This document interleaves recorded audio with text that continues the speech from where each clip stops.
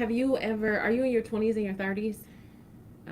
If you are in your 20s and your 30s and you want to learn some lessons that I have learned over my last 40 years, let me know. And stay tuned for this video. I'm not even sure if this is recording, but I wanted to come on here because I promised a video on Wednesday. And yeah, today is Wednesday, and I tried to record it earlier and it didn't upload. So I wanted to share with you guys one, two, three, 4 or 5 things that I've learned in my 40s that I wish I would have learned in my 20s and 30s. That would have helped me. Helped me. Would have helped me. If you don't know me, I am Coach Kofia. I help women heal and thrive emotionally after any type of breakup or divorce. And if you don't also know, I am seeing the similarities in my relationship with food. Um, and so, yeah, let's jump into these 5 things. So, the first thing is that if you are in your 20s and your 30s and you want to learn a major lesson from me, is that you are not too young to live for God, and it is not boring. When I was in my 20s and my 30s, nobody really kind of explained to me the benefit of doing it young. It was more so like, for me, I was like, I'll put it off. It's not that big of a deal. You know, I'll worry about that later. But really, a ride with God is so exciting and it's fun. And you are not too young. Okay. So I would say make that a priority if you're in your 20s and your 30s. Okay. The second thing is to get a mentor. Get a mentor, and I'm looking at my notes, that is willing to pour into you. Ask them for their guidance. This is so huge, right? One of the things that I do now is I basically mentor other women who are healing and thriving emotionally and building a business and want strategy, and wanting to connect more with God and themselves. But if I was in my 20s and my 30s, I wish I would have taken the time to learn from someone else's mistakes. Like, that's what the Bible is. It teaches us, like, from somebody else's mistakes, what to do and what not to do. But you can have a real life mentor in person. And that just comes from opening yourself up to being coached and being led and being guided. There are women who would love to pour into you. And so I would encourage you to pray about it, ask God about it, reach out to a woman that has the health, wealth, and relationships that you really admire, and let her know that you're willing to sit at her feet, right? And be trained up and be coached and be mentored by her.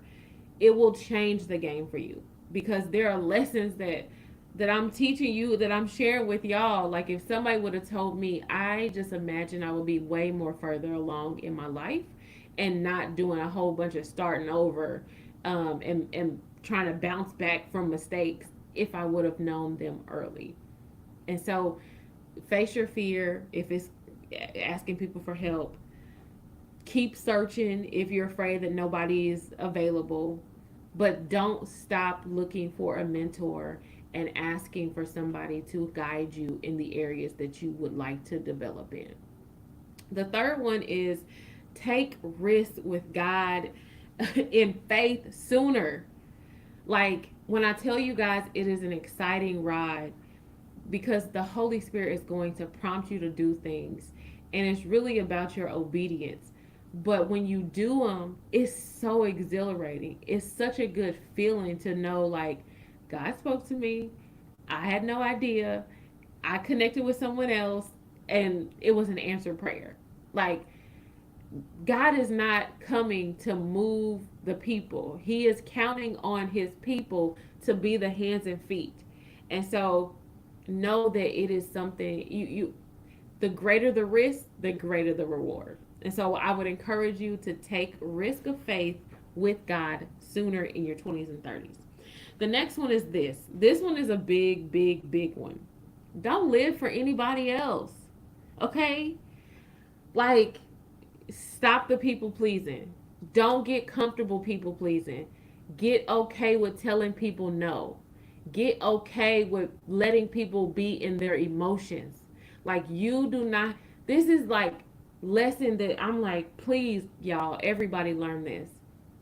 You are not responsible for somebody else's feelings. So you making decisions based on how somebody else is going to feel is counterproductive. You are responsible for how you feel. They are responsible for how they feel. Your decisions should be based on what God is telling you and what you feel is best for your life.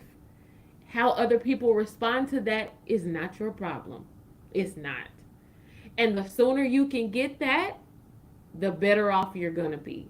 And that is boundaries 101. You're responsible for you, I'm responsible for me. My decisions are my decisions, my feelings are my feelings. Nobody makes you feel any type of way. So get over the people pleasing. Get out of, I'm doing this to make my mother proud, I'm doing this to make my father proud, I'm doing this to so that they won't feel uncomfortable, I'm doing this because I don't want them to feel left out, I'm doing this because I want everybody to feel included. And no, that is not your job. And we have taken on these responsibilities to protect other people's feelings, and that has been an enabler to them developing the emotional maturity that's necessary to live life. Like, that's why we have a bunch of grown people out here with very, very immature responses, because we, as ex people pleasers or current people pleasers, we coddle them in a way to kind of want to save them. And it's like we limit and then we resent because we not doing what we really want to do. We doing what we think you can handle. And I say it's time out for that. In your 20s and your 30s, learn that other people's responses is their business. You're responsible for you. Stop the people pleasing.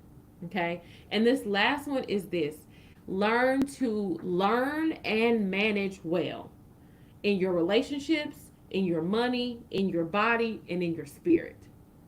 You've got to learn how to learn, and you've got to learn how to manage. There is a way that you learn best. And when I say learn, I'm not saying learn to be able to regurgitate how school teaches you. I'm saying learn to master that thing. Like how you know how to brush your teeth without any conscious effort. That is when you know you've learned something, that you begin to apply it to your life without any conscious effort. So you have to figure out what is the way that you learn and you continue to learn and grow and develop. And that's so important because time does not make things better. Growth makes things better. And we think because time is happening that we're growing, and that's not always the case. And if I would have known that in my 20s, I just would have been way further along in life, in my opinion, right? And to manage well means you're learning how to manage the things that are your responsibility. So managing your relationships well looks like you know what it takes to do maintenance on your ships so that they're not sinking relationships. And for me, I wish I would have I jacked up some friendships. Do you hear me? Some friendships that I probably could have still had to this day, but don't have because I didn't know how to maintain ships. I thought it was the responsibility of the other person. I was immature in my emotional responses. I was selfish in the way that I connected. And so we have to, like, I would encourage you, if you're in your 20s and your 30s, learn how to do maintenance on the ships. Some simple ways to do maintenance on the ships is learning other people's love language and learning how to give them what they need versus what we need. And then learning how to say what you want and say what you need and talk through conflict. That's managing well. Managing your body. Y'all know I'm on a GLP-1 journey, and I'm learning this a little bit late in life. But it's my responsibility to take care of my body, which means there needs to be boundaries around what I put in it for it to run efficiently. I'm putting in water in my gasoline tank. It's not going to run. That's like putting junk in my mouth. It's not going to run as efficiently. And so it's really learning what are the habits, what are the things that I need to develop in my life so that I can manage my physical appearance and my physical energy well. I only get one body. And so I'd encourage you, listen, manage your body well. Take care of it. Move it a lot. Control what you put into it. It's going to catch up with you. And then you're going to manage your spirit. Do you have spiritual stamina? Are you exercising your faith? Are you growing in your connection with God? Are you growing in your relationship in spiritual things? Are you able to hear from God? Are you able to take his direction? Are you obedient to what he's called you to do? Do you operate and understand his grace? That ability that he's given you? Are you connecting with other people who are going in the same direction that you're going? Those are things that will help you manage your spirit well. And if I would have known that in my 20s and my 30s, I wouldn't have had to start over so many times in my 30s and 40s. I'm only in my beginning of the 40s, but you get what I'm saying. And so those are the things that I really wanted to share with you all that I wish I would have learned. I hope they have been helpful. If you are looking for a community to connect with and you are a new believer in the faith, I have a discipleship program. 12 weeks, starts on Sunday, free. You're free to join. The link is in my description. I'll make sure to put the link in this video as well. Fill out your information. You'll get an invitation, ask you some questions, and we hop on a call every Sunday from here for 12 weeks on Sunday at 8 p.m. Central Time. Okay? And so that's all I got for y'all. So y'all go be great by what? Mastering what's on your plate. We'll talk soon. Hopefully this video got up. I don't know. I can't see anything. But I hope it worked.